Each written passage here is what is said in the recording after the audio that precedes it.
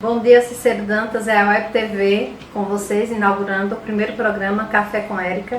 E para o dia de hoje estamos com ela, que é psicóloga, engajada com as causas sociais. Ela que é ex-conselheira, concorreu ao cargo de vereadora na última eleição, estando hoje como suplente. Nossa convidada de hoje para um cafezinho, e ela vai dizer se esse café hoje está doce ou amargo. É Thalita Leila. Seja muito bem-vinda, Thalita. Bom dia, Érica. Bom dia, Adriana.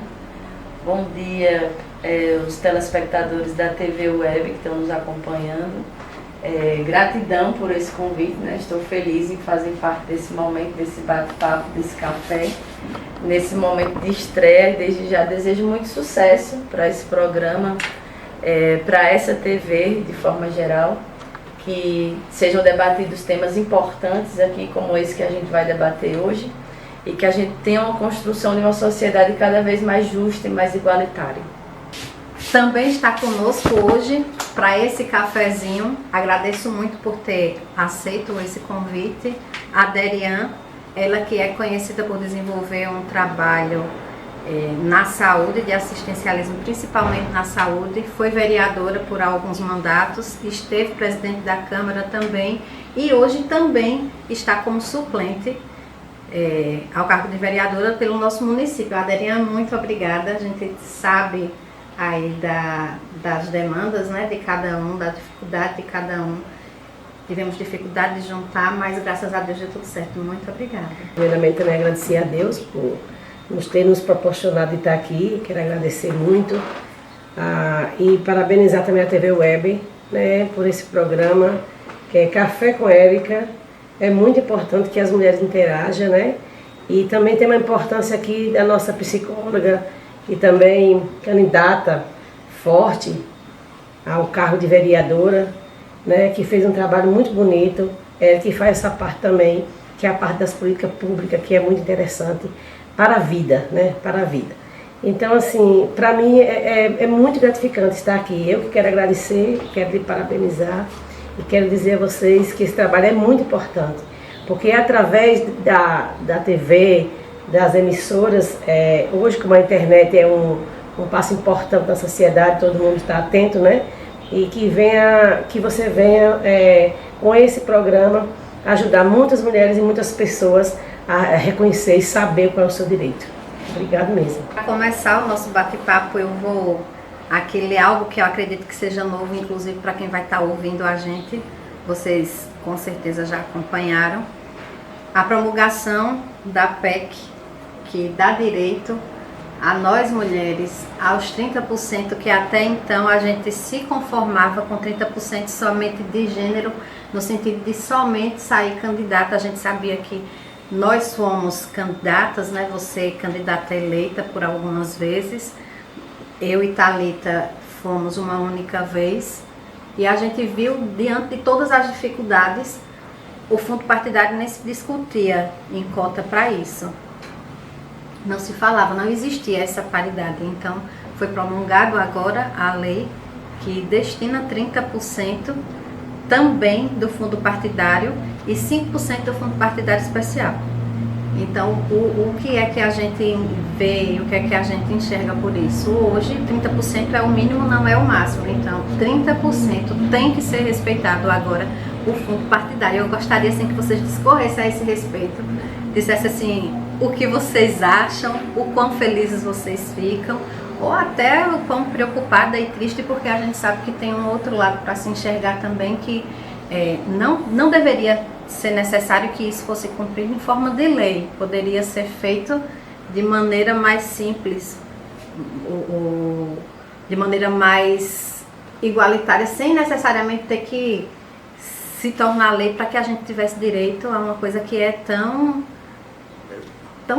escrachada. Precisa ser igual. Por que é igual para concorrer, que nem é igual, né? 30% para concorrer e não 30% para concorrer de verdade, porque a gente sabe que muitas vezes a gente é jogada lá simplesmente para que se cumpra uma cota, né? Então agora vai cumprir a cota e vai ter que cumprir a possibilidade de concorrer.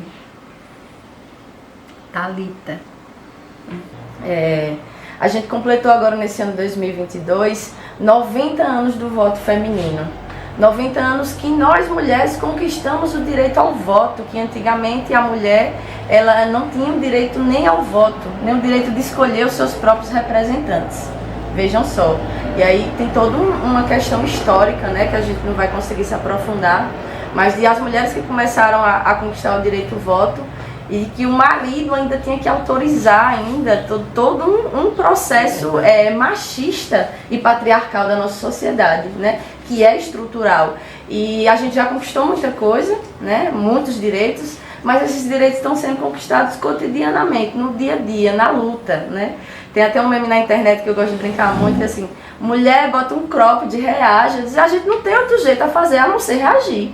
A mulher não é dado outra possibilidade a não ser reagir, né? Então a gente está nesse processo de luta aí o tempo todo. E aí mesmo tendo conquistado o direito ao voto nesses 90 anos que a gente tem de luta enquanto mulher no cenário político, hoje a gente ainda tem que se perguntar, a gente está de fato tendo o direito de ser votada? Porque quando a gente ganha o direito ao voto, a gente ganha o direito de ser votada. E com essas cotas e com essas violências que a gente enfrenta no cenário político e as desigualdades, né? A gente está de fato tendo esse direito de ser votada, então é isso que a gente tem que questionar, se questionar entre a gente, enquanto mulheres que estão se colocando nesse cenário político, e questionar a população também, para que fortaleça a nossa voz, para que a gente não fique aqui discutindo uma temática como se fosse somente do nosso interesse. A cota de gênero na política não é uma temática que interessa somente a Thalita, somente a Érica, somente a Derian. Ou pelo menos não deveria ser, né? Deveria ser de um interesse de toda a população de ter mais mulheres nesse cenário político. E a gente tem dados históricos aí de como as mulheres que estavam à frente, né, de administração do executivo e do legislativo também contribuíram tanto nesse período da pandemia nos países que elas estavam à frente dessa gestão, se é assim que a gente pode dizer. Então a gente precisa de mais mulheres na política para a gente ter de fato uma transformação, uma proposta mais igualitária. E é inadmissível a impunidade, né? É inadmissível que se tenha tantas brechas, a gente consiga os 30% de cota de gênero, que aí eu sempre gosto de bater na tecla, porque quando a gente fala de cota de gênero, a gente não está dizendo que é 30% feminina, a gente está dizendo que é 30% de gênero, que algum dia, inclusive, pode ser o inverso, né? Espero. Se algum dia pudesse ser o inverso, então 30% de homens e os demais de mulheres, mas assim, a gente tem um sistema político que é tão machista que eles acham que a cota de gênero, os 30%, diz respeito somente às mulheres ainda, né? É uma discussão muito ampla e muito maior e que a gente está se propondo aqui a dialogar sobre ela e vai continuar essa discussão. Então, quero ouvir vocês também para a gente continuar esse bate-papo. Quero pegar aqui um anexozinho da palavra de Thalita, quando ela fala, que é muito interessante, vou falar dela sobre a importância do voto, né? Que a gente, mulheres nem votar, a gente poderia votar, né? E a gente sempre foi, que eu acho que é o inverso, sempre cabrestado pelo homem machista, aquele que diz que mulher não pode isso, mulher não pode aquilo. Mas o que eu vejo, e batalho muito, e ainda que vou fazer meus 55 anos, e me pergunto ainda o que é que eu estou fazendo na política, eu tenho uma vontade que muitas mulheres venham para a política. Porque a transformação só acontece quando as mulheres entenderem que o papel delas também é na política. E não deixar que ninguém diga assim, mas o seu papel, você não pode ir para a política. Tem muitas mulheres que acreditam que elas não têm o potencial. Mas o maior ser humano dessa terra que tem potencial e tem vontade de lutar é mulher. Mulher, ela é sensível. Mulher, quando ela pega uma causa, ela pega com amor. Não menosprezando os homens, mas os homens compreendem essa parte que a mulher é o alvo importante. Ela é a força, na verdade, porque o homem nasceu de quem? De uma mulher, né? Então, assim, eu fico muito feliz que cada vez mais vai evoluindo essa questão da mulher no poder, a mulher na política, porque, assim, nós tínhamos uma cota de 30%, que não é respeitado, a gente sabe disso. Muitas mulheres se prestam ao serviço de estar lá para compor, né? Só para aquele partido ter a cota, porque a lei diz isso, a lei eleitoral diz que tem que ter 30% de mulher. Mas com esse avanço, ainda é muito mais importante, que também você vai ter a cota do recurso também, que a mulher não recebia, né? Essa parte do recurso também a mulher não recebia. E então hoje assim, a gente vê que está evoluindo, né? E que a gente precisa mais mulher estar na política para que evolua mais, porque para representar, a gente precisa ter mulher que represente, porque ela sabe o que é estar na política. Né? A mulher tem a questão da família, a questão do esposo, a questão do companheiro, da amiga. Então, a mulher tem que estar na política e tem que descobrir que o melhor momento de estar é agora. Né? Então, eu espero que as mulheres compreendam que elas têm que vir para a política e que a gente possa transformar junto, ajudando, botando até juízo na cabeça desses homens, dizendo que as políticas públicas têm que acontecer. Porque se não acontecer as políticas públicas, e só vai acontecer as políticas públicas quando as mulheres, eu digo isso e peço desculpa aos homens, a maioria dos homens acredita nisso, que a mulher é o potencial. Ela estando na política, a transformação acontece mais rápido. Sobre mulheres, sobre voto feminino, sobre direito de votar, direito de ser votado, eu fico me perguntando aqui, com os meus botõezinhos, com a minha cacholinha, que não para de pensar. Será que nós, que nos colocamos na política, estamos errando em algum lugar, em algum momento? Aonde é que está esse erro? Que a gente não provoca na outra mulher o desejo e o engajamento para que vote na gente.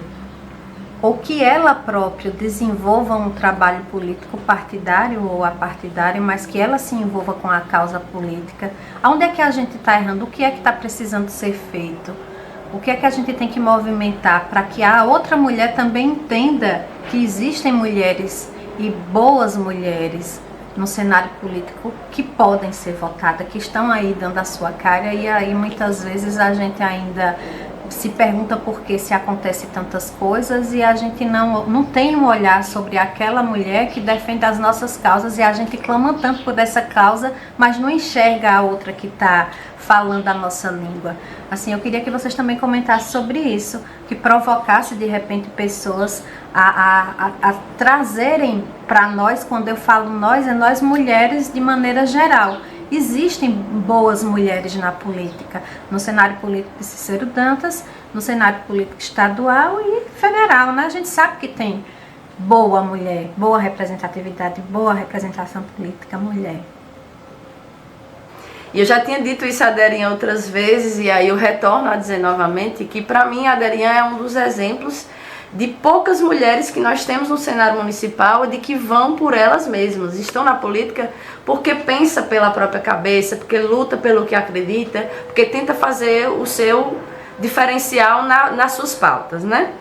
E aí eu tenho a felicidade também de discutir essa temática que você trouxe agora, apresentando esse broche que eu ganhei essa semana, né? Tem poucos dias que eu ganhei esse broche, que é o broche da Câmara Municipal. E eu fiquei muito contente com a representatividade desse broche, porque ele foi me passado por Eugênia Patrocínio, né? Eugênia, que é filha de evangelista, que é filha de Lourdinha, que a família tem um histórico político tão grande no nosso município, né? De vários mandatos. E aí eu me lembro de quando Eugênia entrou na política, de como aqueles discursos de Eugênia eram inflamados, de como eles tinham uma emoção, de como eles vinham carregados de uma verdade. E eu acreditava naquelas pautas que ela levantava, né?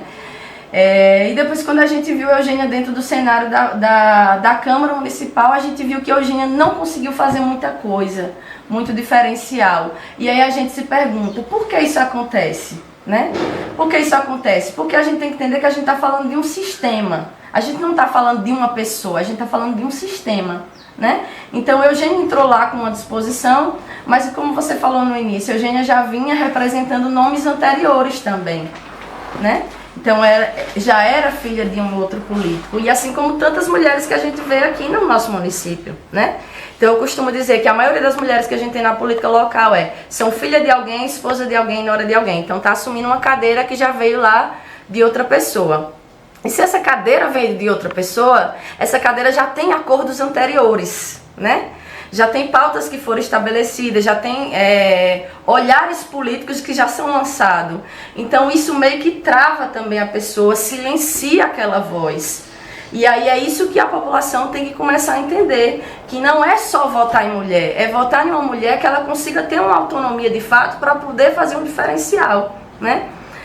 De como a gente escutou esses dias a entrevista da vereadora Alessandra, né? Que é a única vereadora eleita no nosso município.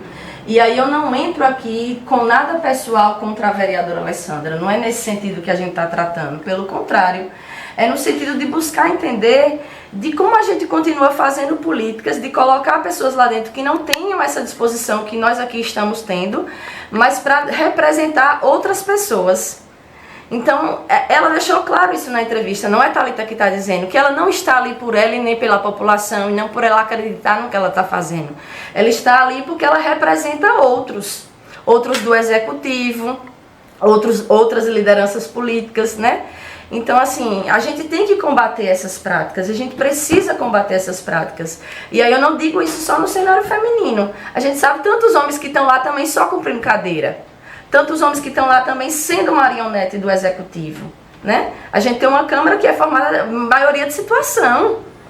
Então, assim, e a oposição, por vezes, não tem uma articulação para ter uma voz ativa de fato e ter uma união para debater um tema. É cada um agindo por si, pensando nos seus benefícios particulares, nos seus apoios próprios e não pensando na coletividade e não pensando na política pública. Eu fico muito contente quando a Derian reconhece em mim uma pessoa que está na política não somente pela política partidária, mas pela política pública. O meu objetivo de estar na política é lutar pela política pública. E se a população entender que esse meu perfil de estar na política é positivo e que me quer lá dentro, né, eu estou aqui para representar. Estarei aqui para representar. E aí por isso que me senti no direito de colocar o broche, porque sou suplente do PDT, né, sou suplente do Legislativo. E quando passou a eleição, eu ouvi da boca de muitas pessoas que eu tinha sido a candidata mais bem votada na eleição municipal de 2020, pela forma de política que eu fiz, né? Combatendo o assistencialismo, potencializando a população, psicoeducando o povo sobre os seus direitos, sobre como ter que reivindicar, sobre de que a gente tem o direito de reivindicar e deve reivindicar. E de que essa não pode ser uma discussão somente dos legisladores.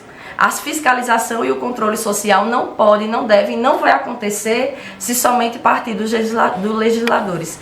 Porque muitos dos legisladores, para chegarem lá, têm acordos, né, que prendem essas vozes. Então a gente precisa da população, a gente precisa do conhecimento da população e a gente precisa que a população entenda que não dá para discutir temáticas que são tão complexas e puxam de tantos âmbitos sozinha, que precisa que dessa voz seja reforçada a partir da própria população. Estive analisando, e se a gente parar para entender essa discussão, eu estive analisando o quanto a nossa política regional, a gente pensar, como eu falei, a gente tem uma mulher na Câmara hoje. O mais que a gente teve, acho que foi 2 mulheres, né? Quando estava você e Eugênia. Se a gente puxar em Heliópolis, 2 mulheres. Se a gente puxar em Pombal, 1 mulher. Em Fátima, 1 mulher. Em Adustina, 1 mulher. Então, a maioria das cidades da nossa região, a gente tem uma, no máximo 2, quiçá 3 mulheres, em câmaras que muitas vezes são compostas de 13 cadeiras. Então, que desigualdade é essa que a gente está falando, né? E eu bati outra tecla também, para a gente puxar para outros cenários. A gente fala do municipal, do regional. Quando a gente parte para o estadual, por exemplo, quem são as mulheres que de fato a gente conhece a nível de estado, e a gente não está falando só de lado A nem lado B, mas de mulheres de fato na política, que vão por ela mesma, que representam por ela mesma, a gente tem pouquíssimos nomes. Parece que estima-se, eu vi uma reportagem, acho que era de 2013, se eu não estiver enganada, de que a Bahia é um dos estados que menos tem a representatividade feminina na política. Então a gente precisa combater isso. É muito simbólico que a primeira presidenta do Brasil, ela tenha sofrido um golpe político, um golpe de Estado, porque aquilo não foi um impeachment, aquilo foi um golpe, né? Então é muito simbólico que a primeira presidenta, ela sofra um golpe. E aí quando o pré-candidato à presidência agora, né, o Lula, ele vem falar assim: Dilma é uma excelente técnica, Dilma é muito ética, mas faltou o quê? Apoio político. Então isso aqui é o quê? É uma violência de gênero. É uma violência de gênero na política que a gente está discutindo, né? De quando o Lula vem anunciar a pré-candidatura, por exemplo, no estado da Bahia agora com o nosso pré-candidato Jerônimo, o meu pré-candidato, né? Jerônimo, pré-candidato ao governo. E Lula vem como o salvador da pátria, né? Eu não estou questionando isso, vou votar também em Lula. Mas Lula vem como o salvador da pátria. E Dilma não é convidada a estar nesse espaço. Por que Dilma não é convidada a estar nesse espaço? Porque Dilma não vem como uma pessoa que passou pela presidência também e vem apresentar o seu pré-candidato também do partido, por exemplo, ao governo do estado. Porque Dilma é invisibilizada. E porque Lula é exaltado? Porque é uma violência de gênero. A gente está falando de violência política de gênero. Então não é algo que acontece só em Cícero Dantas, não é algo que acontece só na região, não é algo que acontece só no nosso estado, no nosso país e no nosso mundo. Tem muitas outras coisas que atravessam. A gente está falando de uma cultura machista, estrutural, patriarcal, sexista, misógina, e a gente tem que combater tudo isso. Então eu estou aqui enquanto mulher, me colocando nesse cenário político para lutar pelo que eu acredito e para rebater e para repudiar todas essas práticas de machismo, e aí a gente pode entrar em tantas outras se vocês quiserem discutir mais sobre isso. Perfeito, Thalita. Eu só discordo no sentido de que o impeachment da presidente Dilma tenha sido um golpe. Não concordo, respeito, é pauta aí para a gente discutir, para a gente conversar. Fico triste ao enxergar o quanto Eugênia sofreu, e aí a gente que tem um mínimo de conhecimento sabe que ela ainda hoje traz marcas de uma violência causada por política, né? De gênero. De várias violências. De várias né? violências. São várias. E aí, perfeita a sua fala. E aí, como o tema são mulheres na política e na sociedade, eu agora já vou instigar também, saindo um pouquinho da política partidária e conversando agora com a Derian, que teve aí, que sua mãe deixou um legado enorme, e ela não foi candidata a vereadora ou a prefeita. Foi. Ela esteve também? Esteve candidata, mas não ganhou. Uma vez só. Mas a gente tem um legado por ela. A gente tem o sindicato que ainda hoje está aqui. Eu queria que você falasse dessa mulher forte, para que ela pudesse ser inspiração para outras mulheres que, se não quiserem estar com a gente como candidata, mas que desenvolvam papéis que são capazes, e tantas desenvolvem aí em secreto, fazer igual as histórias, tudo no sigilo, né? Elas muitas vezes são responsáveis por grande sucesso dos seus maridos, dos seus filhos, dos seus pais, e aí elas estão ali sempre nos bastidores. Eu acho que a mulher também pode se expor, e a mulher pode mostrar para que veio, porque ela é capaz em todo cenário. É verdade, Érica. Quero agradecer também, de tocar o nome da minha mãe, porque foi uma mulher lutadora que deixou muito exemplo na minha vida, né? Mas eu vou falar um pouco sobre ela, que me emociona muito. Mas eu queria também falar um pouco, pegando aqui o que a minha amiga Thalita falou sobre Eugênia. Eu sei o papel dela naquela Câmara. Muitas vezes ela não pôde fazer muito, mas eu sentia nela que ela tinha vontade da transformação. Mas ela sempre tinha por trás aquelas pessoas, aqueles líderes que sempre dizia a ela o que tem que fazer por tradição e por... Talvez, não estou dizendo acordo, mas acordo com a liderança, né, sempre fazer aquele sentido, e que eles concordavam. Mas eu sentia nela que ela tinha vontade de transformação. Ela sofreu muita violência, como a Thalita falou, a gente sabe disso, o sofrimento dela, mas ela me mostrou ali muita competência naquela casa legislativa. E sinceramente perdeu uma pessoa que poderia estar lá naquela casa legislativa, mas por toda essa violência e por tudo isso aí desistiu, né? Desistiu de ser candidata, e fiquei muito feliz que ela passou o broche para a minha amiga Thalita, que tenho certeza que na próxima eleição o povo vão eleger ela, porque ela é uma peça importante naquela casa legislativa. Pode ter certeza disso, Thalita, que você vai estar naquela casa representando o seu povo, né? Nosso povo sofrido que precisa. E a gente sente sinceridade em Thalita, sente sensibilidade e muito amor pela causa. Isso é muito importante, você está por amor. Tem um versículo da Bíblia que diz: quando tu fizer, faça de coração. Tudo que você faz de coração dá certo. E eu sei que ela faz com o coração, com amor.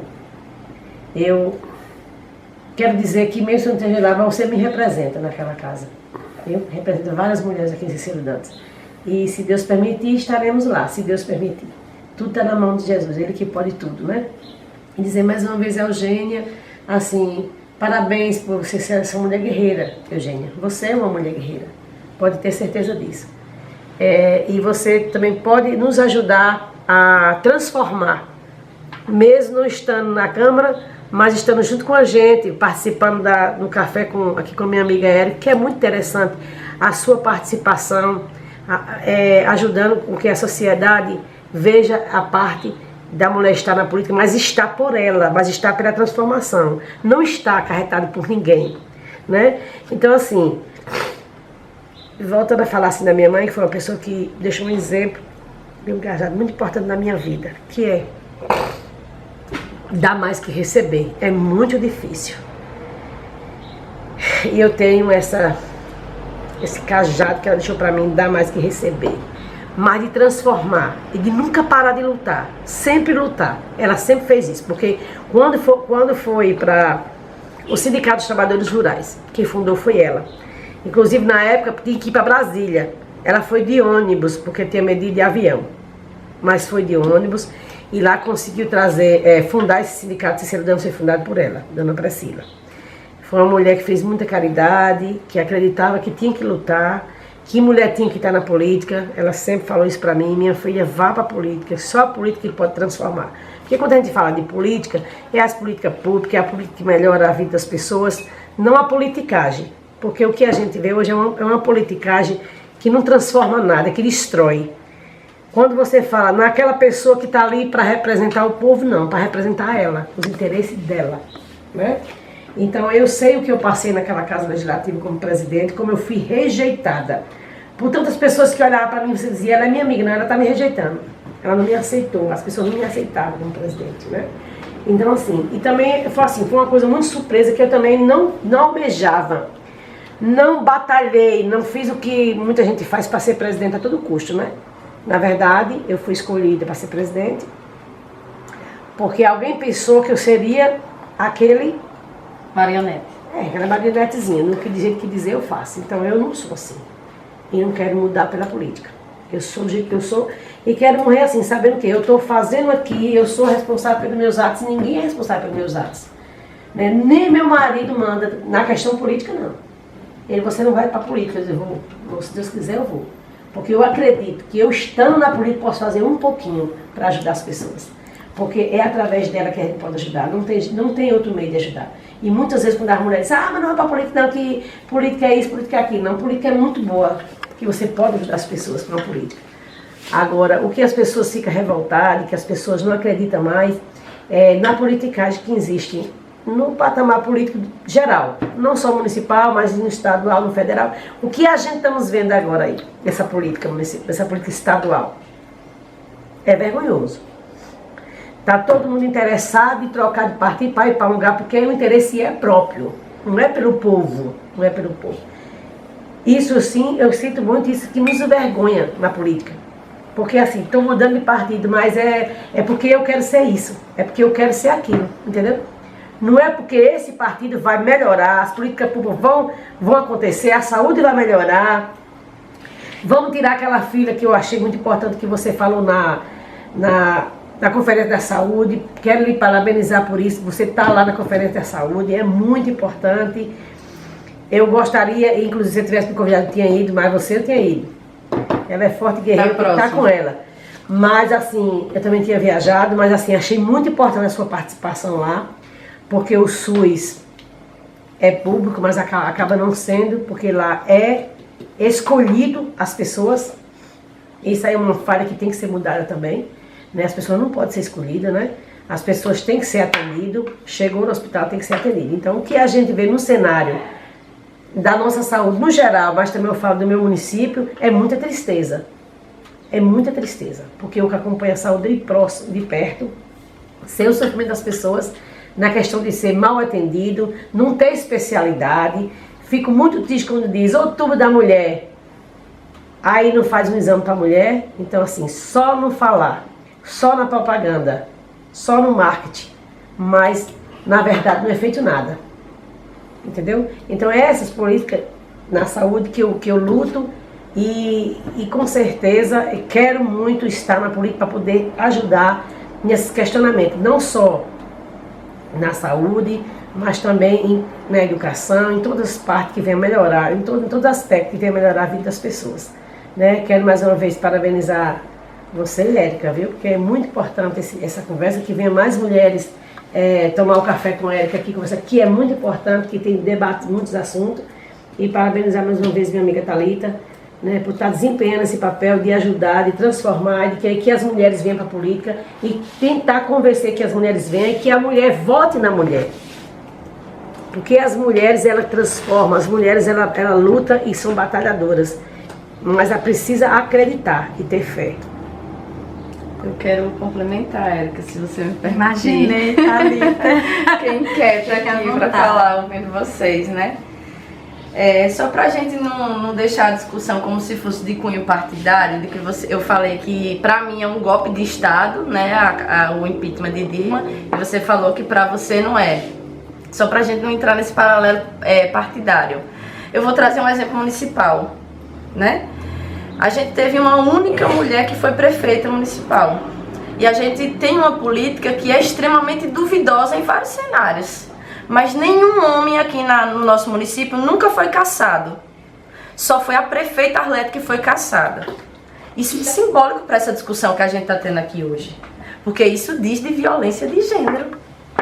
Por que a Derian, quando ela fala assim, enquanto eu era presidente da Câmara, a Derian falou assim, as pessoas não me aceitavam como presidente. E por que aceitam outros presidentes e esse lugar é dado confortavelmente? O partido apoiou, até a oposição vota no presidente da situação. Veja só como a gente viu nessa política agora, né? Então isso é dado confortavelmente e a presidência é um homem.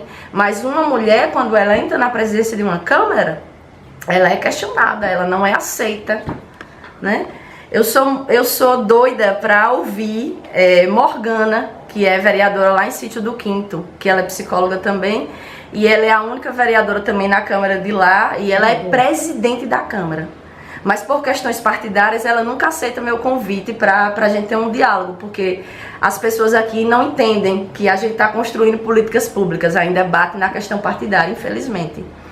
Mas a gente precisa ouvir essas mulheres, de que tipo de discussão é essa que a gente tem. Quando a gente questiona o lugar de uma mulher, que é a única mulher que está na Câmara, por exemplo, e que não representa, a gente precisa ouvir ela, quais são as angústias e quais são os questionamentos, porque ela não consegue nos representar. Porque a gente acaba transformando isso como uma questão se fosse individual, e não é uma questão individual, é uma questão coletiva. A gente está batendo aqui numa pauta coletiva, né? Então, não poderia deixar de falar sobre isso. Quando a Darinha fala da mãe dela, né, da importância da mãe dela na vida dela, de quando você fala da questão da mulher em si no cenário da sociedade, eu tenho orgulho de dizer que eu sou filha de empregada doméstica, né? Sou filha de empregada doméstica. Então sou mulher, sou negra, sou periférica, sou lésbica, então eu venho de um lugar das margens. Eu venho do lugar das minorias. E para mim não faria sentido estar em um grupo que não enxergue as minhas identidades, que não enxergue as minhas margens, que não valide quem eu sou, que não me apoie nas minhas pautas, que eu diga, como eu já ouvi do grupo da oposição, por exemplo, de que Thalita tem suas pautas, como se as minhas pautas na política fossem pautas isoladas do próprio grupo. Né? Então é esse tipo de discussão que a gente tem que trazer. E aí quando a Daria fala assim, da troca de partido por questões particulares, eu sempre bato nessa tecla, né?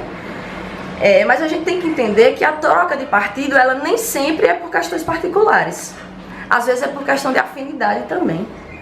Às vezes é por questão de não estar sendo visto no próprio grupo, de não ter o próprio reconhecimento. É o cenário que está hoje no Estado. Sim, eu entendi. E aí a gente tem que entender sobre isso também. Então, eu converso muito com o Caio nesse sentido, de quando eu digo a ele que política é relacionamento. Política é um relacionamento. Para você estar na política, para você estar com um grupo, você tem que acreditar, você tem que confiar, você tem que trocar, você tem que ser ouvido, você tem que ter suas reivindicações atendidas, porque senão não faz sentido. não faz sentido estar, né? E aí, se a gente quer ser uma peça nessa engrenagem, a gente não se vender, não é esse processo, né? Mas buscar partidos, como você falou, que tenham identidades com as causas que a gente levanta, né? Para que a gente não entre em contradição, né? Nesse sentido. Então, acho que tem que ser por esse caminho. Tem muitas coisas para dizer, mas acho que a gente vai discutindo mais ainda. Vou falar mais daqui a pouco. Eu adoro, tô adorando. Foi o primeiro, mas já tô amando. E assim, é complicado falar quando se tem Thalita na mesa. Mas tá perfeito, Thalita. Eu entendo a sua colocação e eu acho que o mais importante aqui é que realmente seja dessa forma, que se defenda aquilo que se acredita. E fica aqui, assim, o meu clamor mesmo a cada uma de vocês, mulheres, homens também, como foi colocado aqui, que não defendem o que acreditam, defendem a crença de alguém. Mas você, mulher, que diante de tantas dificuldades conseguiu chegar aí, você hoje exerce um papel, você hoje pode falar por você, não importa qual foi o caminho que você chegou. E você tem condição de, a partir de agora, tomar as rédeas da sua vida, porque não é justo que se lute tanto, que se submeta tanto para viver nas rédeas de alguém sempre. Você pode, você é capaz, faça um apanhado aí do que é importante para você e defenda aquilo que você acredita. Se a maioria não acredita junto com você, paciência, mas você vai estar defendendo uma classe, você vai estar defendendo um ideal que é próprio, que é seu. Não defenda aquilo que é do outro, não, porque depois o outro vai embora e aí você fica à mercê. Chegamos aqui ao fim do nosso Café com Érica Anjos. Eu peço para que cada um se inscreva, siga, nos acompanhe nas redes sociais e agradeço a Aderian e a Thalita por poder doar um pouco do seu tempo e estar aqui tratando de assuntos tão importantes. E eu queria nesse momento deixar vocês à vontade para pontuar, para falar algo que não foi possível ou que vocês quisessem completar, fiquem muito à vontade. Para a gente finalizar de fato o bate-papo, né, eu queria trazer uma discussão que foi levantada no período da campanha eleitoral de 2020 em um debate do Executivo, né? Então estava o debate do Executivo, o Ricardo e Kael. E aí Ricardo teve uma fala que foi machista, né? E Kael teve uma fala homofóbica. Então os dois se agrediram ali, né? Se violentaram e consequentemente violentaram outros, né? Violentaram as mulheres, violentaram a comunidade LGBTQIAP+. E eu desse lugar fui questionada de todos os lados. Então ficou nesse banco de empurra, né? O partido da oposição queria que eu me posicionasse contra a fala de Ricardo, que tinha sido machista, e aí eu vim desse lugar de quem representa as mulheres, né? E ao mesmo tempo eu não me sentia confortável por conta das minhas questões, das minhas vivências, de questionar e de repudiar também a fala do candidato Kael, né, que foi uma fala homofóbica também. E aí a minha comunidade LGBTQIA+, também me questionava desse lugar, de que olha o seu candidato aqui, olha aqui o que ele está fazendo com a gente, olha como ele está sendo agressivo. Mas em nenhum momento essa mesma comunidade me percebia como que a pessoa que tinha sofrido a primeira violência tinha sido eu, né? Tanto a violência machista quanto a violência homofóbica no cenário político, né? Porque eu estava nessa linha de frente. E aí recebi também dessa população todas essas cobranças. E naquele tempo eu não tive condições emocionais, talvez, né? De razão também, para discutir sobre isso. Então aproveito esse momento também para deixar aqui minha nota de repúdio para aquela fala de Ricardo e para aquela fala de Kael nesse sentido e para todas as práticas voltadas para esse tema. Por quê? Porque a fala de Ricardo ele não ficou somente nisso, né? Quando o grupo da situação, quando o Jaquinho decidiu ir, né, que é o presidente do PDT, ele decidiu ir com o Ricardo, decidiu ir para a situação, para ser o vice da situação, em nenhum momento a situação me viu como uma pessoa que pudesse estar ali contribuindo, que pudesse concorrer. Porque a situação, a gestão que agora está, já me via como oposição antes de eu ser oposição. Eu digo isso sempre. Por quê? Porque eu sou uma pessoa crítica e essa gestão ela não sabe lidar com críticas construtivas. Ela acha que todo mundo que faz uma crítica construtiva é contra ela. Então eles já me viam como oposição antes de eu ser oposição. E aí, quando o secretário de Educação hoje no município, que era o articulador de campanha, fez o contato comigo para que eu pudesse ir para o grupo da situação, a proposta para mim ir até o grupo era: venha para cá que a gente vai construir um centro e tal, e você vai ser a psicóloga do centro, você vai trabalhar com a gente. Então era um emprego para calar a minha boca, para que eu não continuasse me manifestando como eu vinha me manifestando. Em nenhum momento a situação me reconheceu como uma pessoa que estava na política porque queria participar da política e porque queria e tinha potencialidade de contribuir com a política. Então veja as práticas machistas, elas se perpetuando. E aí depois a gente viu todo um contexto, né? De um partido da situação do executivo, o partido do PP não cumpriu a cota de gênero, não sofreu penalidade por isso, né? Então as violências do PP, né? Que é o partido também do prefeito, né? O PT também não cumpriu. Então, assim, de como essas violências, elas vêm se perpetuando e a gente muitas vezes não está atento a isso, né? De como quando, agora em 2022, de quando eu entendo o meu processo de identidade, de me considerar uma mulher lésbica, e eu assumo isso socialmente, enquanto o grupo da oposição silencia. O grupo da oposição não fala sobre isso. O grupo da oposição não vem me dar uma credibilidade de dizer assim: a gente entende, Thalita, que sua pauta é política e a gente vai fortalecer sua voz. Não, silêncio. Foi o que eu ganhei do grupo de oposição. Então são pautas como essa que a gente precisa debater e de entender que tudo começa pelo discurso. E por isso que a gente tem que estar atento ao discurso político, porque o discurso político ele entra nas contradições. E aí, desse lugar da psicologia, eu tenho essa facilidade, talvez, de estar atenta a esse discurso político, né? De quando eu escuto de muitos políticos aqui da região, a Adriana também mencionou isso hoje, de que estão na política para poder ajudar a população. Não, nós não estamos na política para poder ajudar a população. A gente está na política para garantir direitos a essa população. Porque a gente não está aqui na política enquanto legislador, enquanto suplente, enquanto executivo, para fazer favor. A gente está aqui para dar direitos, os direitos que as pessoas já têm, e para lutar por esses direitos, e para ser essa voz de representatividade, sabe? Então é desse tipo de política que eu acredito, é desse tipo de política que eu vou continuar fazendo, e que muitas vezes não sou compreendida, né? Recebo crítica de ambos os lados, então eu costumo dizer que eu não me sinto pertencente na política local. Na política estadual, na política nacional, não me sinto pertencente, porque todos os lados eu consigo ver contradições.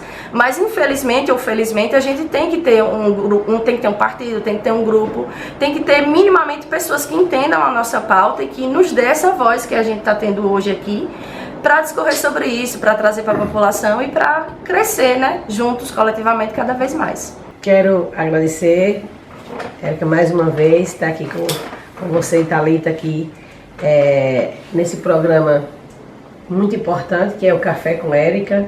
Espero que outras oportunidades virão para outras pessoas também que podem contribuir também um pouquinho para a nossa sociedade, que precisa tanto de apoio, né? De entender os direitos, os deveres que Thalita fala ali, que é muito importante. Quando a pessoa passa a saber o que é que você tem direito, então assim a pessoa passa a ter mais um importante na sociedade. E aí a gente vê aí as críticas que Thalita sofre, porque ela é entendedora do direito, ela busca que as pessoas entendam e vejam o valor do seu direito, e o que é real para a gente é saber o nosso direito. Qual é o nosso direito para que a gente fosse para buscar. Então ela é uma pessoa importante, porque ela ajuda a transformar na política e a fazer política pública que é interessante. As políticas públicas ela acontecendo, a vida será transformada, né? Aí tem a parte da educação, da saúde, do esporte, do lazer, as políticas públicas acontecendo, tudo modifica. Mas eu ainda volto na parte, no popular não, eu falo no popular ajudar, mas na parte que é assistencialismo. O que é assistencialismo? Essa parte de assistencialismo é uma coisa que penetra na cabeça das pessoas, que assim, a Adriana faz assistencialismo, mas eu faço com muito amor. O meu assistencialismo é com muito amor. Sabe por que eu faço assistencialismo com amor? E faço de coração, e Deus me conhece, porque quem conhece o coração é Deus, né? Ninguém conhece ninguém, Deus que nos conhece, que nos criou e nos conhece. esse assistencialismo que eu faço é porque as políticas públicas não funcionam. E essa busca que você, Thalita, está chegando na política agora, Deus te abençoe, né? E que te dê muita força para lutar, porque tem hora que é frustrante, você sente indignação e você se sente fraca e potente de ver assim, que você chega no hospital e vê pessoas tão sendo mal atendidas. Porque, minha gente, é o que eu digo, o que mais você precisa fazer, o que é primeiro é essencial na nossa vida? A saúde. Sem a saúde você não busca nada na sua vida. Sem a saúde você não se alimenta, que é muito bom se alimentar. Tem coisa melhor do que se alimentar? Um café aqui com Eric, que coisa maravilhosa, né? Entendeu? Então assim, eu busco a saúde para as pessoas, porque assim, quando você está sem saúde, se está triste, se está doente, você fica indefeso. Você precisa das pessoas. Então assim, essa política porque não existe ainda, que nós tentamos buscar. Eu estou com 55 anos, viu, Thalita, mas Érica?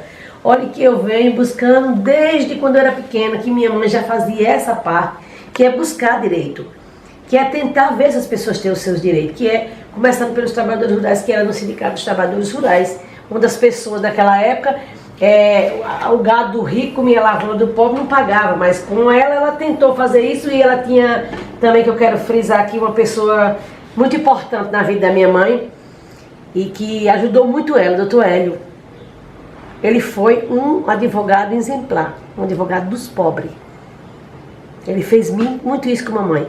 E era uma pessoa que fazia por amor, não fazia por dinheiro, até porque o sindicato não tinha dinheiro, né? Mas ele amava a profissão de defender as causas dos mais pobres, né? O doutor Hélio guarda no meu coração, uma pessoa maravilhosa. Então é isso, Thalita. Eu fico muito feliz de saber que tem pessoas vindo para a política assim tão forte, por vontade de lutar, né?